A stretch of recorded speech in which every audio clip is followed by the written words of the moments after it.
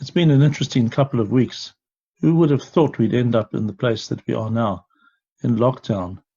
And my head actually spins when I think of all the things that we've been facing and the issues that people have to deal with, especially being alone.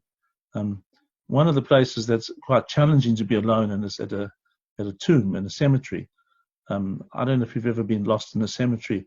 The closest I came to that was on a trip up here to Auckland when I first arrived in this country, and I was here for General Assembly, and a retired pastor took me to the meetings in the morning and fetched me in the evening to take me home.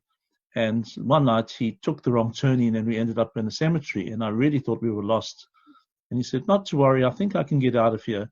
And we wound our way through these many graves, and eventually he found another exit. And I thought, oh, that's a relief.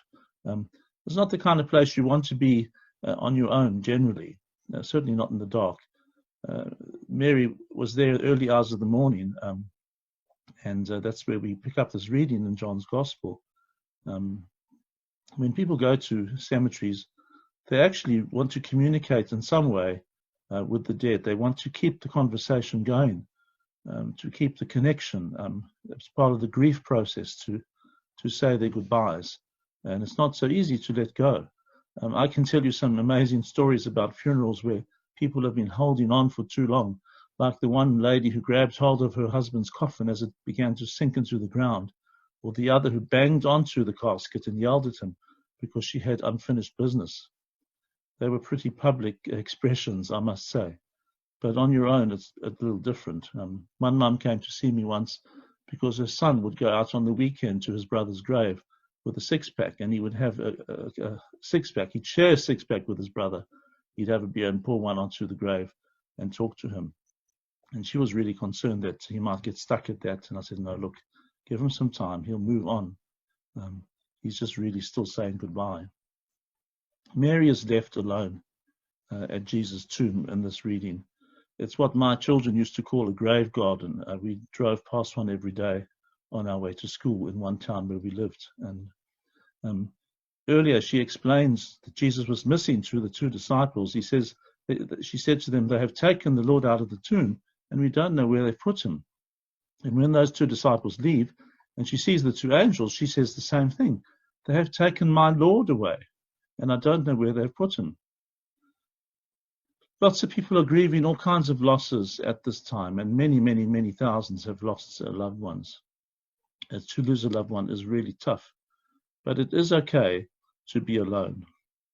Like Jacob crossing the Jabbok River alone, God has a way of coming and meeting with us, like he wrestled with Jacob. Or in Mary's case, he called her name. Earlier in John's Gospel, we read about the Good Shepherd who would lay down his life for his sheep. And he's described as the one who knows our name and knows the sheep, and that we know his voice. It's a good question today. Do we know his voice? Mary sees a person there. It's Jesus. She doesn't realize it. She thinks he's the gardener, and she starts her same question. He says, "Woman, why are you crying? Who is it that you're looking for?" And she says, "Sir, if you've carried him away, tell me where I put him, and I will get him."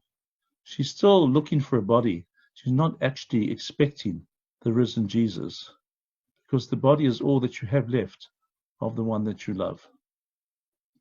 The thing that makes the connection for Mary and the penny drop is when that same voice that she knew called her name. I think this is better than the Emmaus Road revelation where their eyes are opened because he breaks the bread for them.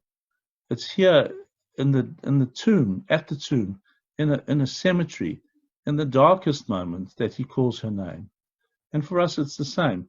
At the dead end moments in our lives, when there seems to be no way out, he calls our name as well. She's looking for a corpse. She meets the living Christ.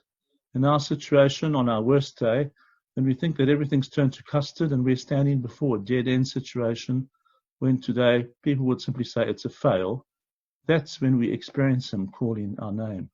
That's where he comes to us as the Good Shepherd. That's where he wants to lead us beside quiet waters and restore our souls. And that's when he says to us, follow me, trust me. He expects us to take his route, to plug into his GPS and let him lead us through the difficult passages and out again on the other side. This passage in John's Gospel ends in a very interesting way. It says in verse 16, Jesus said to her, Mary, and then she turned towards him and cried out in Aramaic, Rabboni, which means teacher. And what does he say to her? Do not hold on to me, for I have not yet returned to the Father. Go instead to my brothers and tell them, I am returning to my Father and to your Father, to my God and to your God. Look at where he's going, to his Father, to our Father, to his God, to our God. He's actually pointing them to his ascension, to the fact that he's going to be raised up and exalted again as Christ the Messiah, the one to whom we turn as Lord of Lords and King of Kings. Paul talks about him in Colossians 1 when he says this, speaking of Jesus, he is the image of the invisible God, the firstborn over all creation. For by him all things were created, things in heaven and on earth, visible and invisible, whether thrones or powers or rulers or authorities. All things were created by him and for him. And here comes verse 17. He is before all things, and in him all things hold together. Don't believe it today when people tell you that things are going to fall apart. I don't think that's the case, because he does hold things together in every possible way. And of course, Paul also says in Philippians 2 that he humbled himself and became obedient unto death, and therefore God raised him up to the highest place and gave him the name that is above every other name. That at the name of Jesus every knee should bow in heaven and on earth and under the earth, and every tongue confess that he is Lord, to the glory of God the Father. This is the one who knows your name, who knows my name, and wants us to listen to his voice. He's the one who calls us by name and says, follow me and trust me. He's the one who promised to be with us always. We don't have to be afraid. We're not alone. Today we celebrate the most marvelous news, that he didn't stay dead, that he overcame death, and that he is alive. And he will come back again and will put all things in their right place. Let's trust him and let's celebrate this wonderful victory today. Amen.